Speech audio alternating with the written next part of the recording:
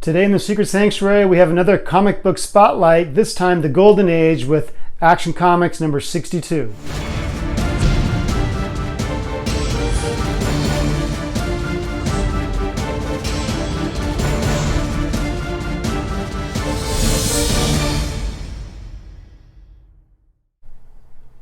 If you know me from the comic book world rather than the statue world, you know that I love war covers, especially on Action Comics.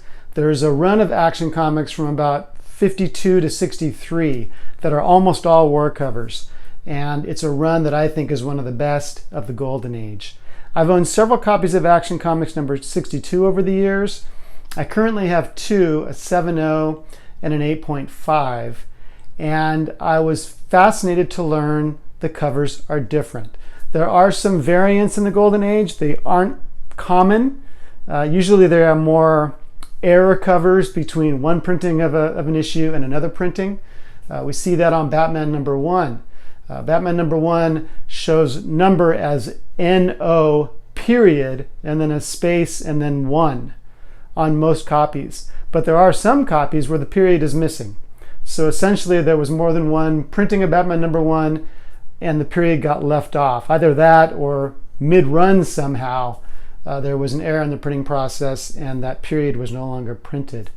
And then we have two different, we have October issues of Marvel Comics number 1 and we have November issues of Marvel Comics number 1.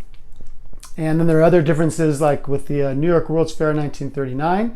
Sometimes you've got the 15-cent sticker, or no, sorry, you've got the 15-cent, no, that's correct. You've got either the 15-cent sticker or the original 25 cents that's actually printed on the comic. They decided after printing that comic that 25 cents was going to be too much, and so they went down to 15 cents, and most copies have a 15-cent sticker placed over the original 25-cent price. A little interesting story about that particular book: if you were one of the lucky ones who sent in 25 cents to have New York World's Fair 1939 mailed to you, and they made that decision that was too much, what DC did was they included another comic in to the envelope to make up for that 10 cents that you overpaid, and that extra comic was Superman number 1. So you would have gotten New York World's Fair 39 and Superman number 1 for 25 cents, which is a hell of a deal. Anyway, back to Action Comics number 62. As I said, I have two copies. I'm going to show them both to you, and the covers are slightly different. So let's take a look. All right, Action Comics number 62 has a cover date of July 1943, which means it probably hit the stands in mid to late May, right in the middle of the war. It's a really cool action scene showing Superman saving a soldier from a Japanese Zero that's firing on him, blocking the bullets from hitting the already injured soldier. You'll see he's got bandaged arm and leg with blood on both, just a spot of blood on each. Then he's got his rifle down there and his helmet. It's a really cool jungle scene with the snow on the mountains in the background. This copy is a 7.0 with white pages. I love Golden Age books with white pages. Heck, even a 4.0 with white pages, I think, is a miracle that it lasted 70, 80 years with still white pages. I think that's extraordinary. The color's really good on this cover too. There's really no fading. You'll notice there's a sun shadow on the right here. It's a weird sun shadow. Rather than going from the edge of the book in, it's a stripe about 3/4 of an inch from the edge of the cover. So you would have had a situation where probably something, maybe another book, was lying on top of the cover, and then something else was lying here, just revealing this narrow strip. And that's why you've got the sun shadow just there instead of all the way to the edge. This is a Jack Burnley cover. I'm a big fan of Jack Burnley. He did some amazing covers throughout the Golden Age. Really great stuff. Let me show you the back, because I love back covers. Help yourself get the job you want in the Army. He looks awful happy to be in the Army. Very cool. And you'll see, oh, there's the book that they're advertising that you can send away for. Practice for the Army Tests.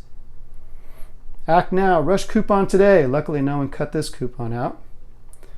And you'll see more dust shadow on the back cover, all along this edge, and the top as well. So some of the reason for this book not grading higher is the sun shadows on the front and the back cover.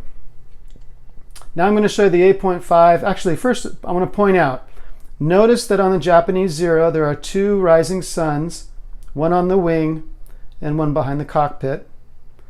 And notice on the wounds on the soldier that it's just one red dot on the arm and one red dot on the leg. Now, here's the 8.5. This one also has white pages. But look at the Zero. No red dots. The circles are there, but no red color. And then look at the soldier's wounds. Dramatically more blood. Significant more. Let's show this again. Just those little two dots. But look at this. So what happened here? Did they start printing the run with this, and then someone said, hey, that's too much blood? And did they stop the run and shift over to this? The vast majority of copies I've seen have this, just the two dots of blood. I think I might have seen one other copy with this much blood, but to be honest, I'm not sure if I've even seen one. So I think just maybe a few copies slipped through the cracks and made it onto the rack for sale. So I can't think really of too many Golden Age comics that have such a significant difference. It's not an error issue like the Batman one that I mentioned. This was, I'm thinking, an editorial choice that they were showing too much blood on this cover and decided to switch over to this. Pretty cool. So that's the curious case of Action Comics number 62. As for value, the 7.0 would probably bring between, say, $12.50 and $1,500 in today's market. The 8.5 is a little tougher to price. There's only one copy that grades higher. That's a 9.0. The 8.5 shares that level with one other copy at 8.5. This issue at those grade levels don't change hands very often. If you look at GP analysis for data, there haven't been sales that high in 10 years. So I would estimate the 8.5 would be between, this is really random, probably $4,000 and $6,000. But it's a really nice book to have even in lower grades, and I would say that about any action war cover. It's a really fun little niche to collect in the Golden Age world. There are maybe 20-ish covers that are war covers. And that's going to be a lot higher than, say, Superman, which has maybe 6, and Batman has fewer than that. Batman Detective has none. There are no war covers on Detective Comics at all. So anyway, I would encourage you to collect Action Golden Age, especially war covers, or war covers on any Golden Age. There's something to me really interesting about the combination of World War II and superheroes. So when those two are brought together on a cover, that I find really cool and desirable. So that's it for today. Action Comics number 62. It's a mystery that we will probably never get the answer to. So I'll see you guys on Facebook. I'll see you on the message boards. I'll see you at a convention near you. Have a great day. Bye-bye.